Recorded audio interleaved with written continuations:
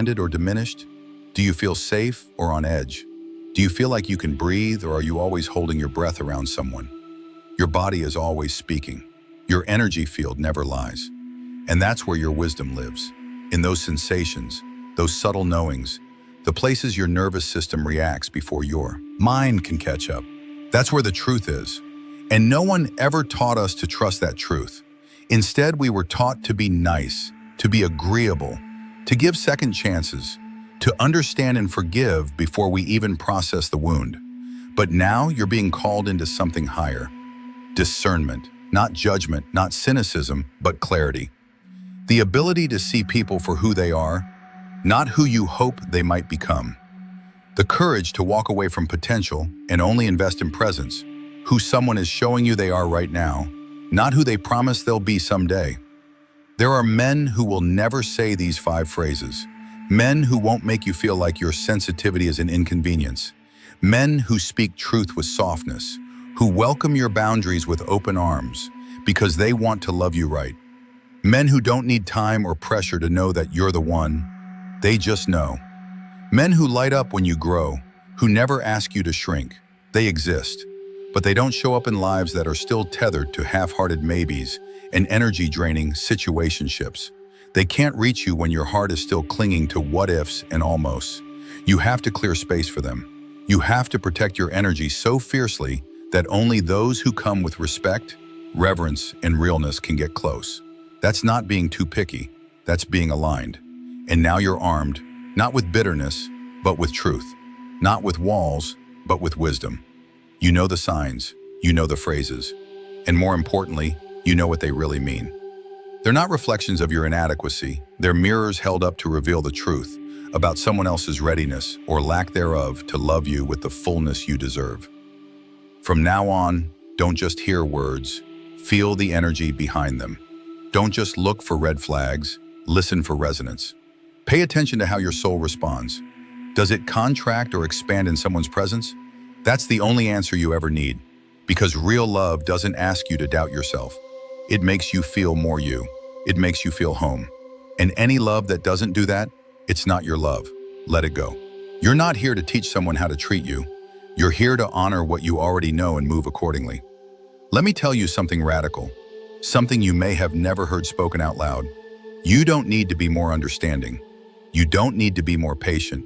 You don't need to tone yourself down, be less emotional, more agreeable, less intense, more chill. What you need is someone whose nervous system feels calm in your presence, not challenged by your depth. Someone whose ego doesn't feel threatened when you grow. Someone who doesn't mistake your standards for control, your sensitivity for weakness, or your honesty for drama. What you need is someone who looks at your boundaries and says, "Thank you for telling me how to love you better." Not someone who punishes you for daring to ask for what you need. This kind of love exists. But the only way to attract it is to become unavailable to anything that looks like its opposite. That's the discipline. That's the sacred work, choosing again and again to not settle. Even when you're lonely, even when the past comes knocking, even when your old wounds beg you to accept less, just to feel connected. Because the truth is, connection without respect is not connection. It's captivity. And when it gets hard, because it will get hard, remember this. Your discomfort in letting go is temporary, but the damage of staying in the wrong dynamic can last a lifetime.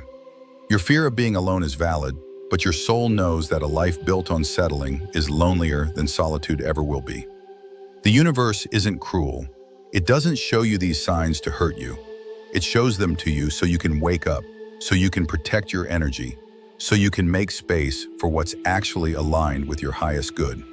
Every time you choose yourself over someone else's comfort, you vibrate at a higher frequency. Every time you say no to manipulation, to mixed signals, to mind games, you create room for clarity, for peace, for a love that doesn't confuse you, but calms you. The kind of love that doesn't just accept your evolution, but inspires it. One day, you're going to look back at the version of yourself who tolerated those phrases, who ignored her gut, who clung to hope because she didn't know her worth. And you're going to feel nothing but compassion. Not shame, not regret, compassion. because she was doing the best she could with what she knew. She was loving from an open heart, even if it was breaking. She wanted to believe in the goodness of people, even when it hurt. That version of you was brave, but you've outgrown her now. You've learned that love isn't about enduring pain for the promise of change. It's about recognizing when someone's behavior is a mirror reflecting their own wounds, and choosing not to let those wounds dictate how you show up in love. You've learned to choose peace over potential, reality over fantasy, respect over romance. And that is how you change the trajectory of your life. Because when you stop settling, when you stop ignoring the phrases that once confused you, everything shifts. You find that you no longer tolerate the bare minimum. You find that the sound of your own intuition is louder than the fear of being alone. You find that your life, once cluttered with confusion and second-guessing, becomes a sanctuary of clarity and calm. You stop waiting for someone to choose you and start choosing yourself with so much conviction that others have no choice but to rise to meet you or fall away. And those who fall away, let them. That's the universe making room, not punishment, protection. You are not losing love, you are shedding false versions of it that were never meant to last. You are not starting over, you are stepping into alignment. And the woman you are becoming, she is powerful, she is radiant. She is no longer available for anything that asks her to dim her light just to be loved. She sat there with his words still echoing in her mind. You've changed, not as a compliment, not as admiration, but as an accusation, as if her evolution was a crime, as if becoming stronger, clearer, more aligned with her truth meant she had betrayed some unspoken contract. And in that moment, a storm of doubt threatened to unravel everything she had worked so hard to build. She questioned her confidence, her voice, her growth. Was she truly becoming someone worse, or was she simply becoming someone he could no longer manipulate? It was in that tension, that painful liminal space between who she was and who she was becoming, that the truth began to rise. He didn't love her. He loved her compliance. He didn't admire her. He admired how easily she used to agree. The version of her that thrilled him was the one who bent without resistance, who smiled through discomfort, who apologized just to keep the peace. But the woman she was now, the one who spoke up, who challenged passive cruelty, who refused to let her silence be mistaken for consent, that woman scared him. And in his fear, he tried to make her fear herself, to doubt the fire she had only just started to trust. But when the seed of self-awareness has been planted, no amount of gaslighting can unroot it. She began to see the phrase, "you've changed," for what it really was, a last-ditch effort to reverse her transformation. And instead of shrinking, she stood taller. She understood something powerful. When people try to shame your growth, it's because your evolution exposes their stagnation. When they say you've changed, what they really mean is, I can no longer control you. So she didn't apologize for her strength. She didn't soften her boundaries to soothe his ego. She simply smiled, thanked the universe for revealing the truth, and walked forward. Alone if necessary, but free. And freedom once tasted can never be forgotten. As she reclaimed her voice, she began to look back at the other phrases too. The gaslighting disguised as concern, the cruelty cloaked in honesty, the emotional withdrawal painted as readiness. It all connected. A web of manipulation designed not to love her but to keep her small. And suddenly it all made sense.